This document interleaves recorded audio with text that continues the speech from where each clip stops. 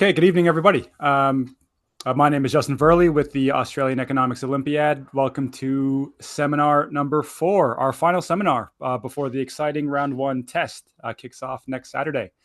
It's the 17th of May, about 5 p.m., and we are thrilled this week to welcome our guest, Professor Gigi Foster, who is here to share her experiences in academia. Gigi is a professor within the School of Economics at UNSW. She received her BA from Yale University and PhD from the University of Maryland. She works in diverse fields such as education, Australian policy, and behavioral economics. She was named Young Economist of the Year by the Economic Society of Australia. As one of the organizers of the AEO, Gigi is happy to answer questions regarding the competition as well. So if you are out there listening live, we do have the chat open. So feel free at any point to fire a question away, and we'll try to make sure that there is room at the end to get whatever questions there. Thanks very much, Gigi, for stopping in this evening. Thank you so much, Justin, for hosting tonight and also all the previous educative seminars. It's a great service that you give us for the AEO every year. Thank you. Oh, no worries. Thank you. I'm happy to do it. Very happy to do it. So for those that might not know, either because this is their first time participating or they're a little bit like me and I'm from out of New South Wales, from interstate, can you tell us a little bit about, who you are, your current work, your role at UNSW, and your role as an economist and in economics as a whole? Yeah, sure. So you can probably tell from the accent, I was not born in Australia. I'm a transplant from America, but I took a job in Australia right out of my PhD, actually in Adelaide in 2003. And then I moved to my current employer in 2009. So I've been at UNSW since then. And at that point, the job that I had was a senior lecturer. So basically, there are the various ranks that you go up in academia in Australia. They start with lecturer if you have got a PhD, and that's kind of what's called level B. If you don't yet have a PhD, like if you have a master's, or if you're working towards a PhD, sometimes you can get a level A job. So it's A, B, C, D, E. E is full professor. A is lecturer. B is senior lecturer. C is like C is senior lecturer, D is associate professor, and then E is full professor. So it's like I think A is like casual lecturer or something like that. So basically, you have three levels of lecturers, and then 2 levels of kind of something that says professor on them. And from 2009 until 2019, I guess, I was climbing the ladder from senior lecturer to associate professor to professor. And that was done just through internal promotion processes. So that's how you do that within academia. Although some people in Australia, as academics, tend to look for other jobs and sort of try to get a promotion when they get a new job. So, they go to another university and they get bumped up one level from B to C or C to D or something like that. But I've done all of my kind of going up in the ranks, I guess, at one institution. Even before coming to UNSW, I was at University of South Australia in Adelaide, and I went from lecturer to senior lecturer there, and then just did a lateral move to UNSW as senior lecturer. So now, as a full professor at UNSW, I have what we traditionally call a balanced or kind of standard teaching and research role. So I am assigned to teach usually 3 classes per year, which probably sounds like not very much to the high school teachers in the audience. And it isn't as much, of course, as the poor high school teachers have to deal with, but I also have to do research. So in terms of the breakdown of my time, on paper, it looks like 40% teaching, 40% research, and then 20% what they call engagement or service. So the work that I do for AEO would be kind of in that category, but I also do a lot of other kinds of community engagement work. In practice, I definitely do more than 20% of my time in engagement and service and community sort of work. And then probably less than 40% of my time in research now, even though I've, of course, had to basically get my promotions via my research. That's usually how it happens in academia. That's really, really important, much more important than your teaching, I have to say. And then I probably do about 40% in teaching. So that's what I do. And of course, on the side, I probably do a lot more hours per week than I'm really supposed to, because I put so much effort into community engagement and media stuff and writing blogs and things like this, because I feel as though there's a bit of an ethical responsibility responsibility that I have to the Australian people to be doing things and commenting on things that are relevant to their lives, rather than just, that would get into elite journals and get Mm, me accolades in the academic sphere. I think, the taxpayer pays my salary basically because I'm at a mm. public university. So that comes with an ethical obligation to be relevant to the Australian taxpayer. So that's the reason why that's the primary reason why I spend so much time doing engagement work. Oh, brilliant. One of the reasons why I love hosting these seminars is the range of economists, the range of people within our field and the range of work that they do. So just as a quick sort of recap, we think first up we had Cameron Murray, who's a think tank writer and author and researcher.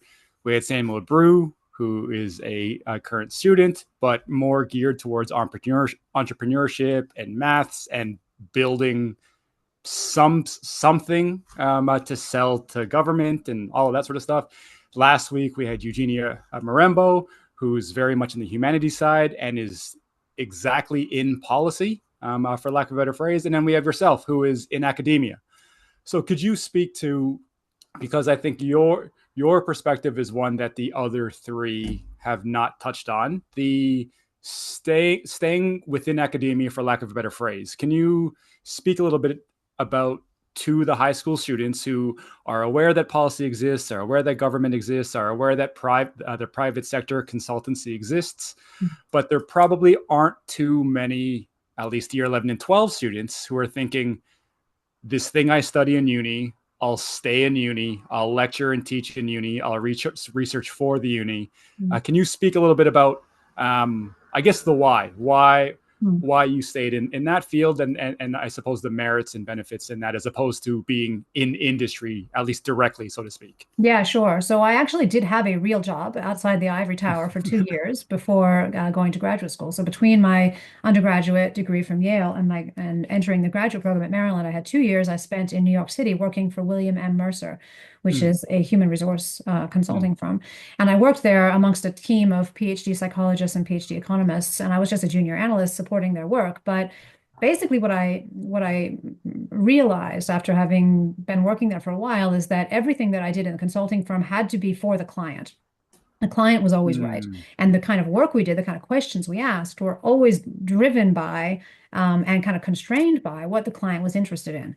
And so if mm, we happened to take their data, because we would get these massive data files, and this was back in the days of tapes, so we get these huge amounts of tapes and we'd have to feed them into computer systems of mm, various sorts and read them and then, get them into software that we could use to model various different kinds of outcomes that the clients were mm, concerned with, like staff turnover or lack of satisfaction with their jobs or, problems with, teamwork or whatever it was that the client was having problems with. And we'd have to run these models and then get back to the client with, well, here's what we think is going on. If our theory about what was going on was going to be making the client uncomfortable in some way, making it, mm, maybe it wasn't very politically appetizing for them to hear this message, then essentially we couldn't really say it straight. And that always bothered me. mm, I guess as a personality thing, I've always just wanted to be able to speak plainly what I think at any given moment. And not that it's always right, but just to be able to at least say it and then mm, exchange ideas with other people and learn more and then, grow my understanding and always trying to move towards truth. But I didn't like the idea of being constrained by politics or by the fact that I was being paid to do a particular kind of research, so I mm, couldn't do other kinds of research.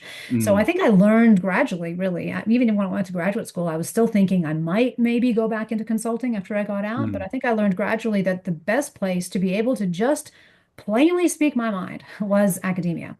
And so I mm. have this I mean, it's a characteristic of my job that I cherish, the ability to credibly claim that I am an independent voice.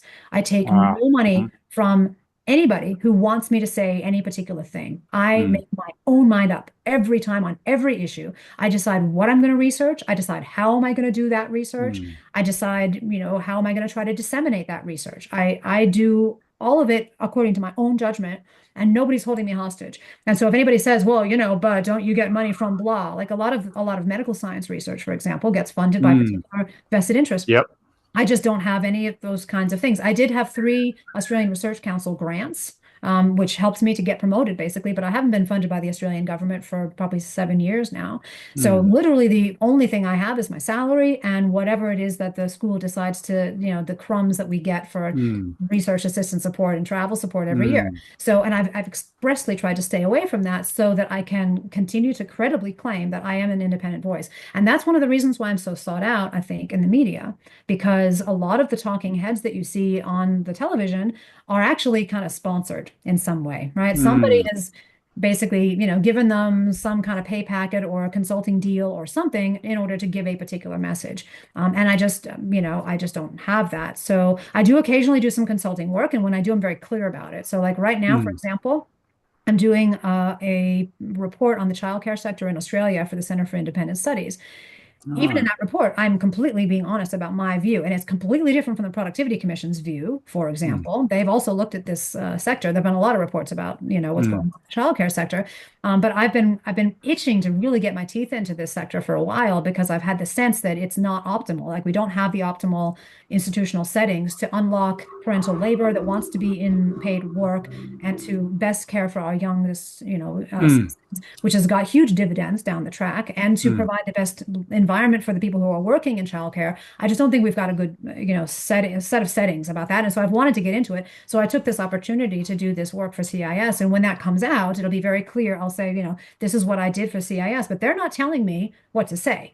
They just said, look, mm, we want you to write a paper on the childcare sector, right? And they've got some comments on my paper and I'm responding to them, but I'm not changing my message, right? I'm just saying, look, mm, this is what I think, and I'll put some footnotes in about the stuff that, you think should be in here. But, I've pushed back on several things that they're like, oh, well, do we really need to say this? Yes, we do. And this is why. mm, So having that independent position, that's the biggest benefit I find from being in academia. And I also love teaching. So mm, if you like teaching and if you're good at teaching, it's a wonderful profession. You have mm, the ability to touch so many young minds. And I mean, I get emails every year, at least maybe have a dozen emails coming from students saying, "Oh my mm, gosh, thank you so much for this, class." I'm sure you have this too, Justin, right? I had mm, such a wonderful time in your course. It was so unique. I love this. That, and even people coming way after they graduated, coming back to me and saying, "Oh, I remember your class so fondly," blah blah blah.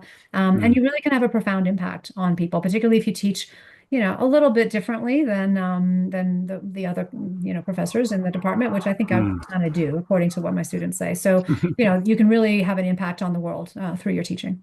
Oh yes, absolutely. There are a few things that I enjoy more that are worth more to me than the feedback and the appreciation and just the joy that comes with working with students. Yeah. You touched a little bit on it, but can we sort of dig a little bit deeper? Are there any sort of it's a tough question, but most interesting work or most fulfilling projects or experiences you've sort of been a part of in your career so far? Obviously, there's probably a ton, but is there one, maybe because it's recent or maybe because our audiences are teenagers, one that sort of, if I press you, yeah, bubbles up as like, this is a good one, this is an interesting story, and yeah. Well, gosh, I mean, there are so many different projects and research questions that I've had over the years. I've done experimental work. I've done work with administrative data. I've done theory. I've written books. Mm, I've done compilations of things. I've studied questions in education and time use and behavioral economics, and all that stuff is fascinating. I mean, I have to say, and probably some of your students or some of the people who are watching today may already know this about me, but one of the things that really has impacted me as a social scientist is living through the COVID era, mm, because I saw such extreme policies being implemented that we'd never seen in Australia mm, before. And these policies had massive economic effects. So to my mind, like I was speaking before about this sense of responsibility to be relevant, to be, engaged with issues that are relevant to the Australian population because they pay my salary. So when I saw lockdowns being implemented, which, essentially is a freeze on all trade, right? And mm, schools being closed and whatnot, I could see the economic impacts of that. And I could not stay silent. Ethically, mm, morally, I could not stay silent because I saw these huge costs.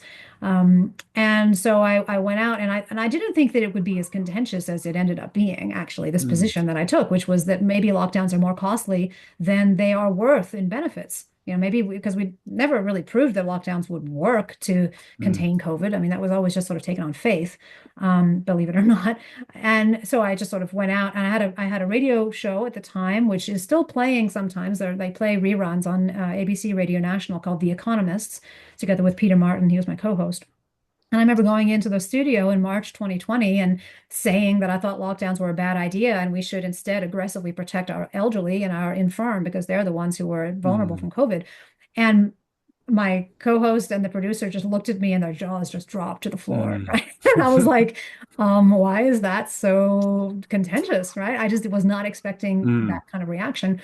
And so for many months after that, I was expecting that more people would sort of realize that lockdowns had costs. And you just didn't hear about the cost of lockdowns on mm, any channel, right? When during that time, it was all about we have to protect everybody from COVID. And that was the only thing people were mm, thinking about. I wrote up a cost benefit analysis on, kind of a skeletal version in about 4 pages for the purpose of talking to the Victorian Public Accounts and Estimates Committee in August of 2020. And I sort of even then naively thought that if I told them about the costs, then surely they would second guess whether this was the only way to fight COVID, mm, because surely there were some other ways we could do it that weren't as costly. But that didn't happen. And so I kept sort of watching, and I learned in this period that about crowd psychology, basically, which is very relevant to behavioral economics. So one of the areas that people think of as being one of my fields, I guess, I suppose it's true, is behavioral economics.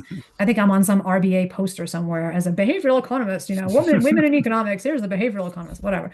And so behavioral is kind of like a mix between economics and psychology.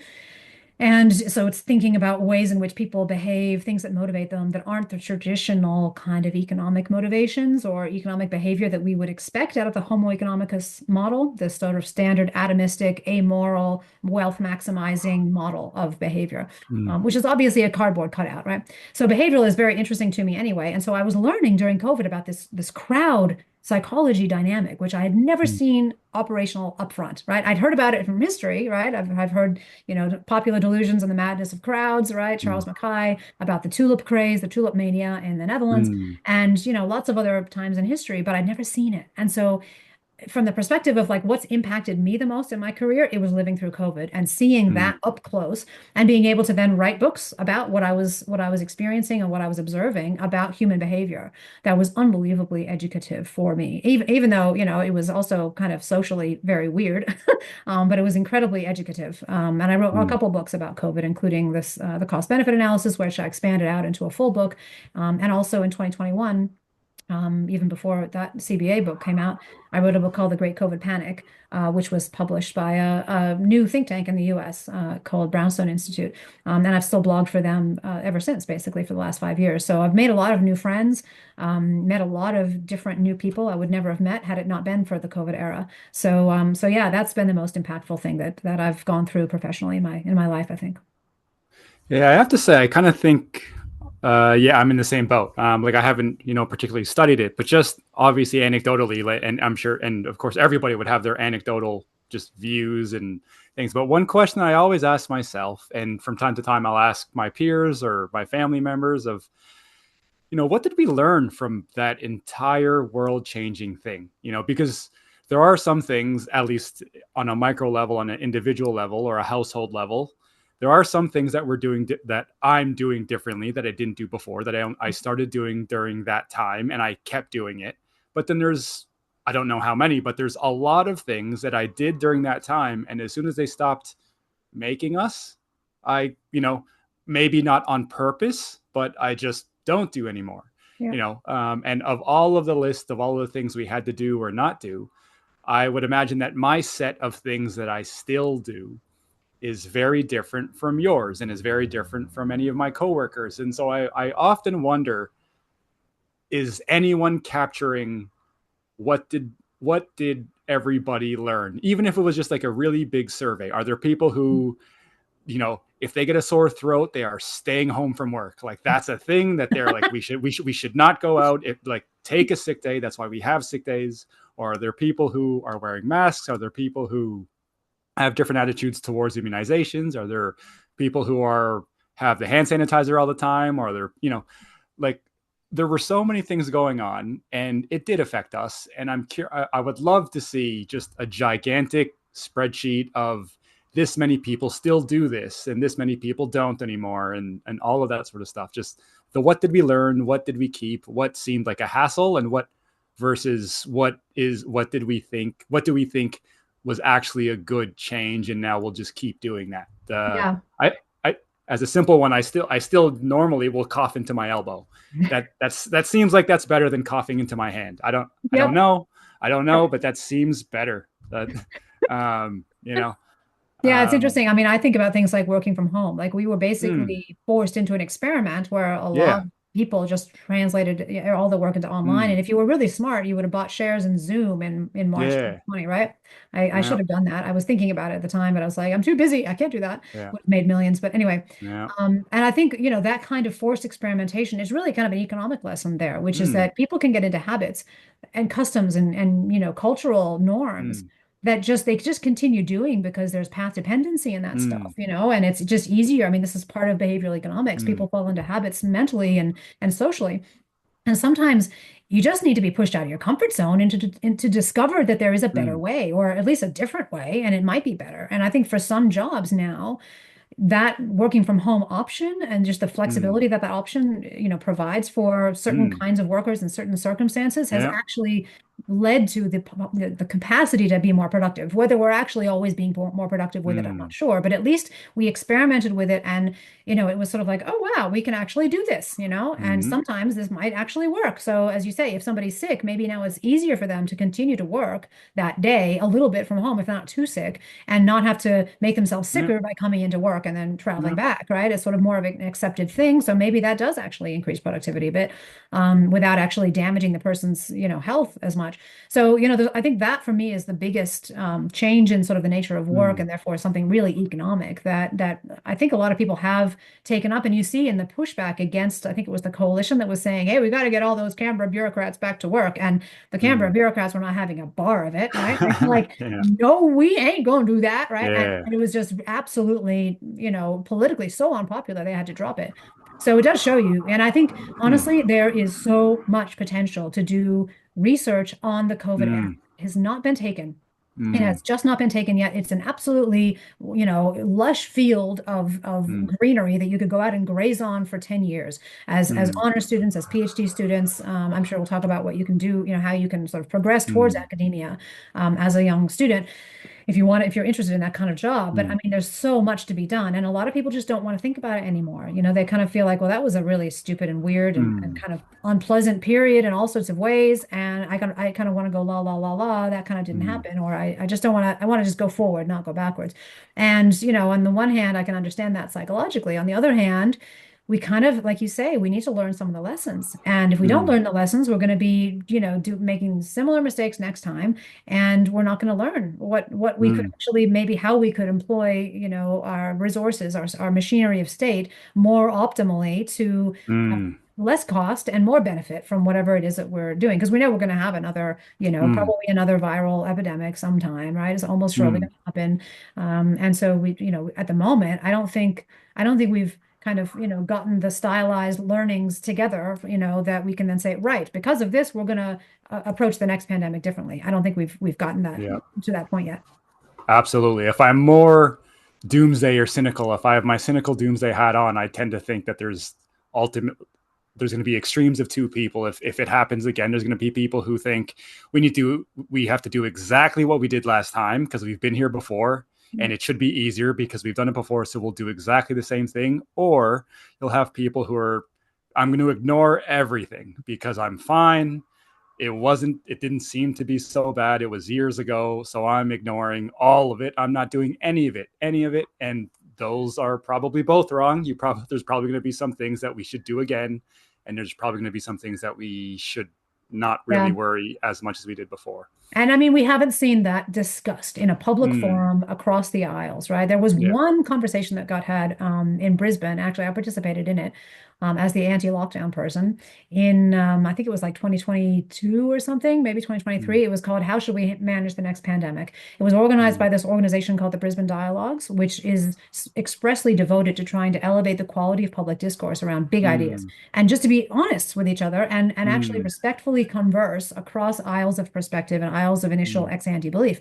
We need that so desperately. And I feel like mm, young people are craving that mm, kind of honest conversation about big issues because so many people they see, I think, now in their world, including a lot of their peers, are running away from talking to each other about anything that mm, means anything, right? Anything mm. meaningful.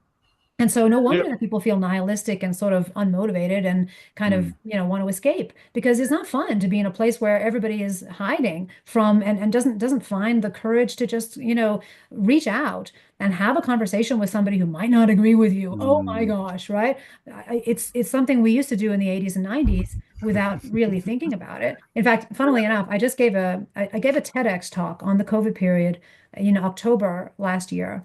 And just recently, the talk was posted, and not by TEDx. TEDx refused to post it because they said it violated their content guidelines. But if people look on Google, you can find it. Mm, Marianne DeMasi, who's an ex reporter for, I think, one of the ABC channels, very, very famous reporter, excellent lady. She wrote up the whole saga that I went through with TEDx. mm, And the thing's already gotten like almost, I think, 20,000 views or something mm, online. So it's up there with the approved TEDx talks. But the fact that it hadn't gotten approved was like, what? And all I was saying was that we need to be able to have conversations across the mm, aisle, have diverse perspectives brought to the table, and learn from each other. Right? mm, And that's not anything wildly incendiary, in my view. mm, It's just something we used to do and we've forgotten how to do it. So, mm, and that's something you can do in academia if you insist on it, right? I insist on having a voice and speaking my mind, and mm. it's easier to do that in academia than it is in many other professions. Excellent, excellent. No, I absolutely tend to agree. I absolutely tend to agree. Let's try to segue now to our audience of high school students. So, if we sort of put ourselves in the shoes of year 11, year 12 high school student who's getting ready for the HSCs, or maybe that's a year away, or whatever it might be, um, and presumably because they study economics and because they enjoy economics, they care about the world, they want to make an impact, they like that they're solving real problems, they're most likely quite smart in the traditional classroom high school sense, as in they get good grades and have a lot of academic options, Yeah. which probably also means that they all of those things might also mean they are possibly thinking about med, or they're possibly thinking about engineering, or they're Yep. possibly thinking about law. All fields that make a difference, that are important, that are academically rigorous. So, for the students who have all of those options, who are fortunate to have all of those options, how would they know that economics is their first preference, so to speak? Like, what about them Look, would tell really them hard question. And let me start by telling my little story, which is that I never thought I was going to be an economist. I that? was going to be a dog breeder, first of all. Then I thought I was going to be a universal translator kind of person for the UN. Like I would translate, particularly between French and Russian and English. And when I went to college, that's what I thought I was going to be. So I started taking lots of Russian. I'd already taken French for years and years. I thought that my comparative advantage lay in languages, right? Mm, And that I somehow, I didn't see the use of math. I had placed out of math in high school. I did all mhm, the AP, all the advanced placement classes. This is in the United States. And so I didn't think I needed math anymore. Like, what's the point of that? And then when I graduated from Yale, I had switched into an economics E major, ethics, politics, and economics, not straight econ. But I still wasn't sure what I wanted to do. And I took the law school admissions test, thinking I might want to do law. And mm, that test score was valid for 5 years, and I could have gotten into Harvard Law with that. And I also thought I might go into performing arts administration because I had a huge performing arts background. All throughout high school and college, I acted, sang, danced, directed, stage managed, music directed, everything you could do basically in the arts, I did. And I thought, well, I'm not going to be able to sing, dance, or act maybe for my whole life, maybe acting, but I was really more of a singer or dancer. But I could maybe do administration, right? I'm a good organizer. Why not that? So I was still considering that. And I even applied for some arts administration jobs out of college. And I got two offers. One was from Mercer and the other one was from an like a theater company. Mm, And it was that moment that I had to decide, well, what do I really want to do for the next couple of years? And I actually decided on econ because I thought the pay would be better, probably, and it would be more intellectually rewarding. And I knew mm, I was going to need some intellectual food in my job. mm, That was just something I thought, yeah, I don't want to be bored. I just, I know that I'll get depressed if I'm bored. mm, And I would feel I was underutilizing myself, right? And as an mm, economist, that's bad, right? You don't want waste. mm, And so that was always bothered me. Whenever I see resource waste, it hurts me, right? Because I think what I immediately think of is the opportunity cost, right? What are all the things we could get for that capacity that we're not getting because it's just lying there, right? Or it's being used on something that's suboptimal, right? Well, we can get more for people if we use it some other way. So it was partly that desire and partly my knowledge of myself psychologically mm, that I thought, okay, I've got to make sure I'm in an interesting job. So I started economics, and economics is incredibly interesting because mm, it's an old discipline. I often say to people, young, high school students who are considering something in business, some of them are considering commerce, or a general business degree or something. Every discipline in business is a convex combination of a few fundamental disciplines. One of them is mm, math, one of them is econ, one of them is psychology, and one of them is law. Those are the mm, fundamental ones. And pretty much everything, marketing, management, finance, all the stuff, they're all convex combinations of those four. So, we have a very rich intellectual history. Unlike law, we use mathematics to try to elucidate our thinking mm, about things more clearly. And I think that's a huge advantage. But we don't mm, just use math, unlike, pure mm, math, right? We actually really try to explain what we're trying to, explain in words as well as in math, and then bring it to a practical level as well, so we can really help people. So if you want to mm, help people, I mean, economics' core maximand is total social welfare, right? mm, That's what you're going for. Every time that an economist makes a recommendation, at least a government economist or somebody in academia, right? And even in the classes that we teach, when we set up problems, we're mm, always looking for the socially optimal solution. mm, That literally means making people as happy as you can, right? I mean, that's the whole core maximization. So, I mean, that kind of is an incredibly motivating thing for me. If you go into law, you may end up potentially in the same kind of position, and this is one of the reasons I didn't go into law, mm, that I experienced in the consulting firm, which is that you end up having to argue a particular case because somebody else tells you you have to, right? Like you have mm, to defend somebody who you think is probably guilty, but you got to defend him because that's what the law says. Everybody's mm, entitled to a defense. And that principle does take you a fair ways, but mm, I feel like I would still not be as happy having to mm, argue against something I believe, mm, if that eventuated, than I am now, where I never have to do that. I mean, I can do it in a kind of fun way, in a pedagogical way, but I never actually have to go on paper or in public and argue for something I truly do not believe in, based mm, on my experience and background. Now, medicine. Look, medicine, it's a great way to contribute to the world if you like that. I'm just not really big into biology. I mean, I got a bio prize when I was in high school. I guess I could have done it, but it never appealed to me as much, the blood and gore stuff, as mm, the psychology stuff, right? And my mm, mom was a psychologist. My father was an engineer. So that mm, combination is kind of economics, right? Because engineers talk about like the whole system stuff. mm, How do you organize a system so that it's, functioning optimally, so you're having the most efficient use of resources that you can for the goals that you have, which are about, again, human, welfare, human thriving. But then you need the psychological aspect to understand every individual person in that system that you're modeling. What are they going to do? How are they going to respond when the system, this situation changes slightly, or mm, the government tries to intervene in some way or tries to back off in some way? What's that going to create in terms of behaviors? So that's for me, that's been kind of the most logical place for me to land, based mm, on my parents' background and also just my own orientation towards trying to make other people happy. That's always been the thing I want to do in my life, and that's what I told my mom when I was like 8, in the back in the car. She asked me, "What's the point of life, Gigi?" And I was like, well, to make other people happy, obviously. mm, And I never really thought that there was any other point. Um, and it does make you happy to make other people happy, right? That's, for me, that's been the best way to get happy myself. I'm an incredibly happy person all the time, pretty much, mm, because I always know that I'm devoting my life towards trying to help people to have a better life themselves. And I love people. So I want that to happen. mm, So that's just sort of a wonderful place to be psychologically.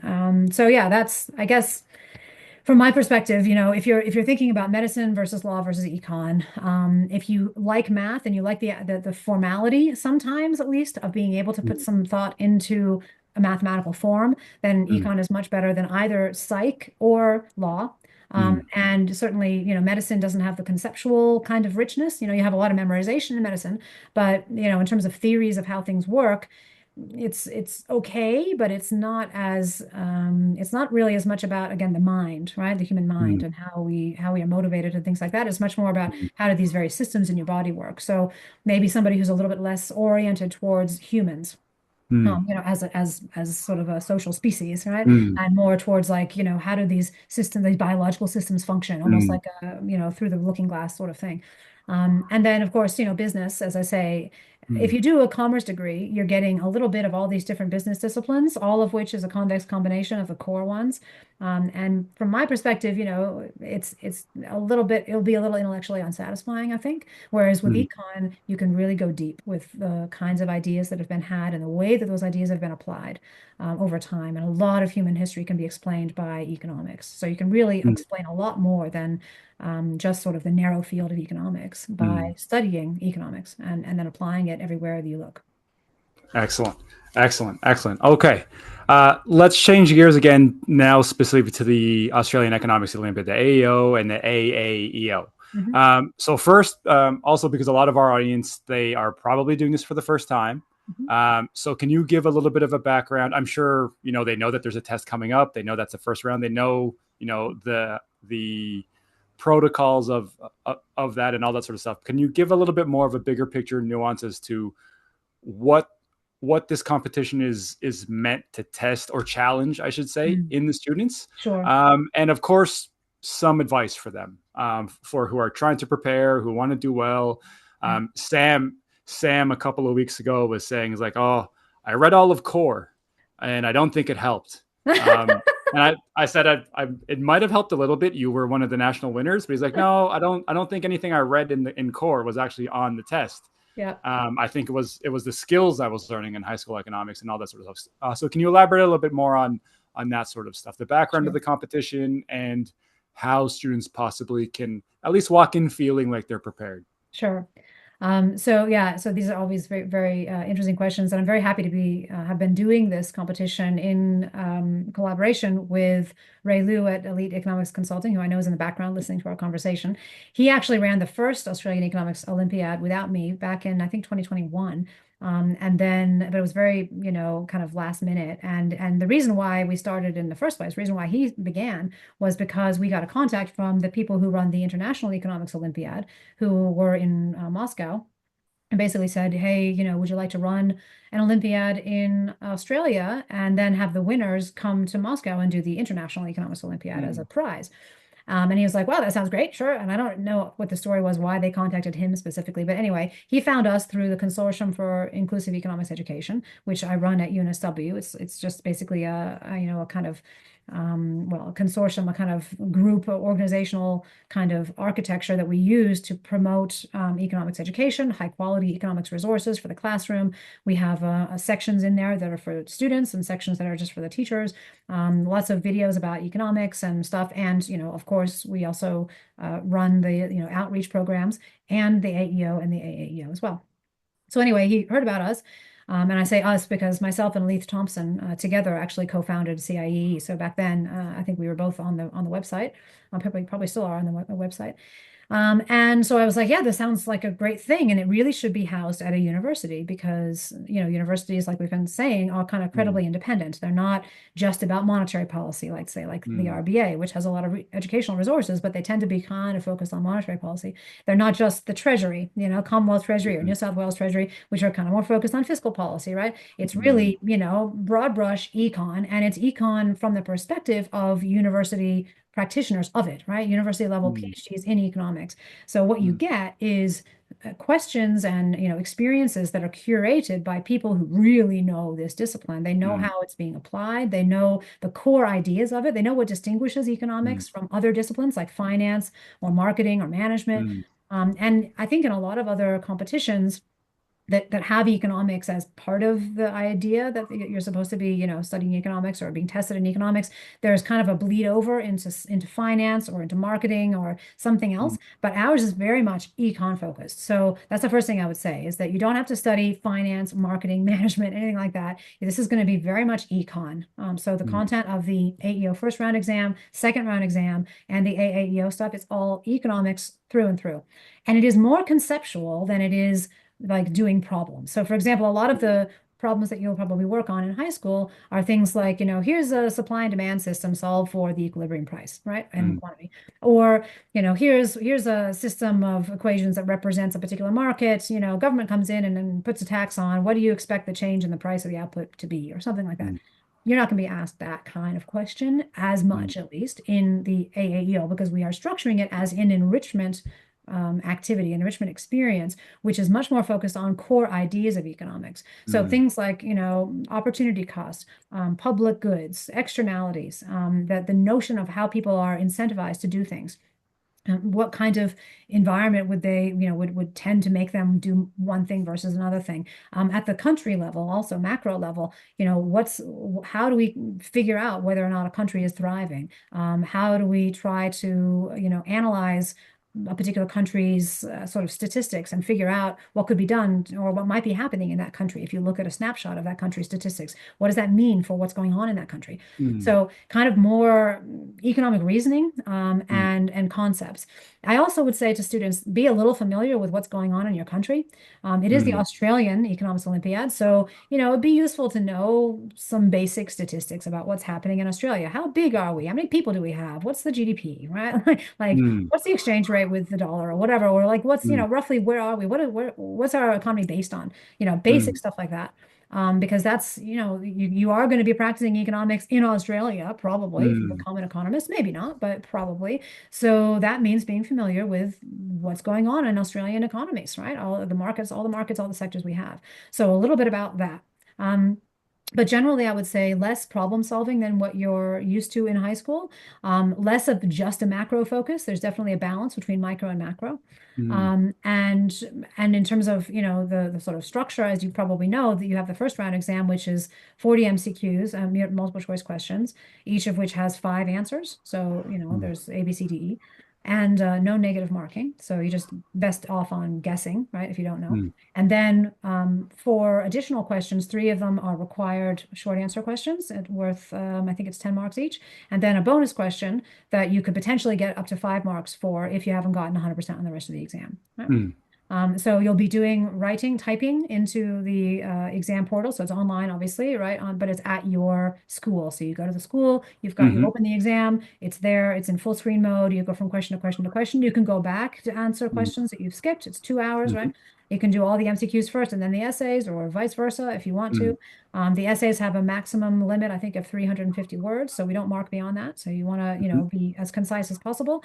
There may be some graphs or charts, tables, things like that that you'll need to read within the exam materials, but you won't need to draw any exam, mm, like things okay. to illustrate your answers because we just don't have the paper, capacity for that. So you won't be having to draw graphs or whatever.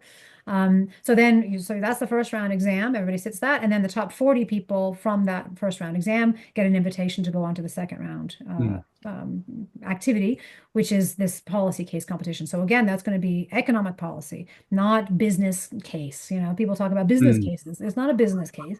It's a case mm, of economic policy. If you are, wishing well for a country, and there's this area of policy that you want to optimize for the benefit of this country's population, which is classic economics, right? mm, Then, analyze this problem, figure out what you want to do. So it's going to be that kind of thing. And we'll obviously distribute the material to the top 40 people a few days before that. And then that's an online presentation. So you're going to be grouped together with mm, others, not from your own school.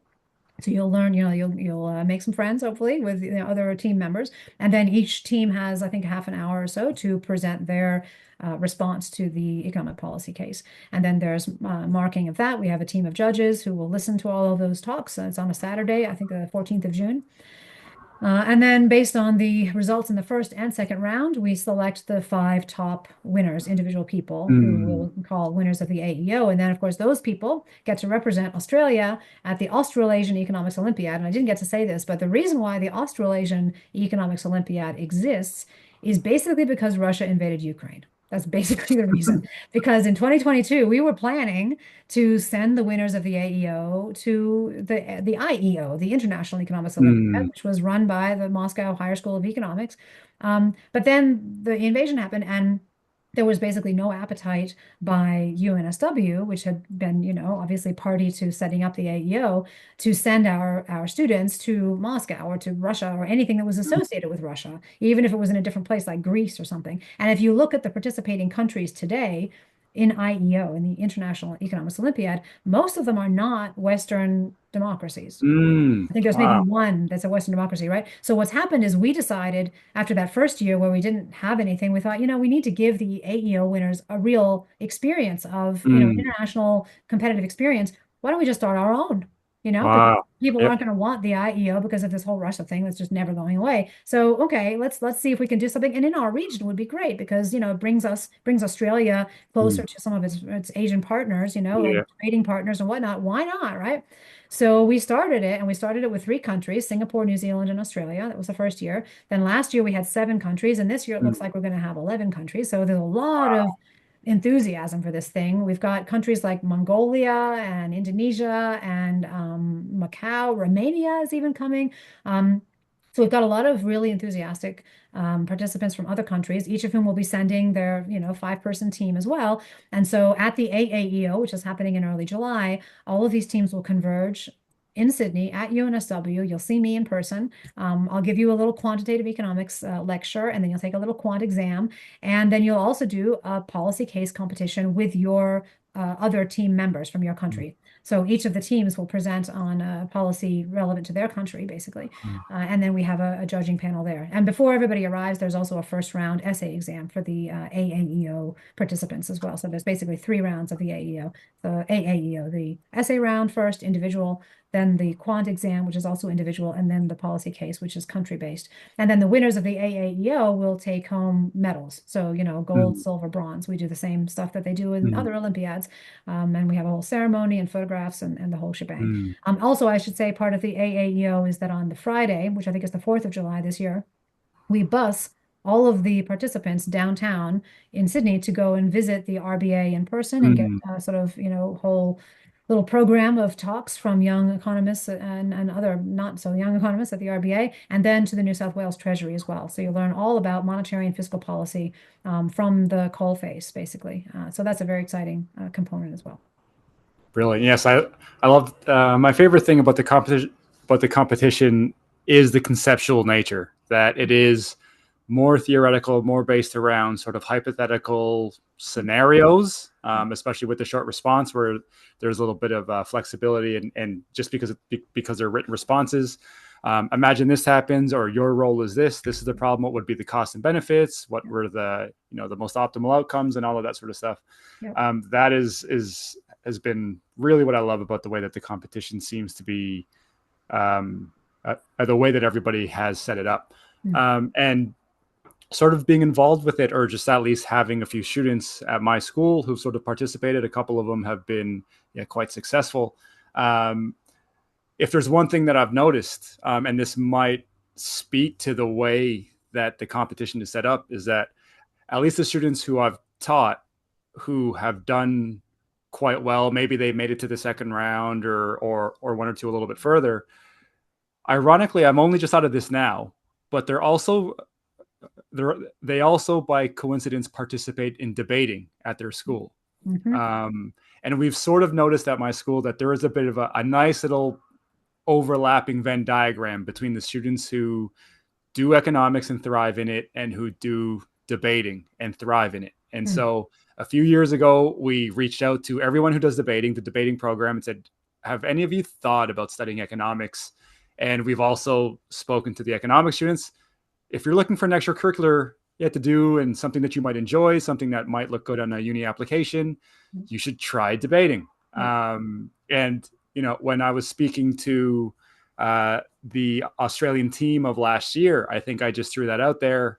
How many of you do debating? And I think four Oh, of the five are involved in school debating. And I think that speaks to, and that's an overarching theme of everything that you said today about it's about the trade-offs, it's about the nuance around these complicated issues, yeah. how there isn't a perfect answer, how we're supposed to have these complicated, possibly contentious or at least difficult conversations where there isn't exactly a right or wrong, and all that sort of stuff. So for the students out there, if you know what I'm talking about, and that's one of the reasons why you enjoy economics, I think that you are well suited for this. So yeah, be paying attention to the news, do a little bit of study in terms of the current events if you haven't been already, but you probably have, and be thinking of the trade-offs, the cost benefits, and all of that sort of stuff as well. Yeah, I think that's Uh, really true. I just want to emphasize as well that one of the things that people often mistakenly think about economics, I guess, is that it's really just about math and quantitative analysis mm, and, numerical answers. And really the problem with that view is that you end up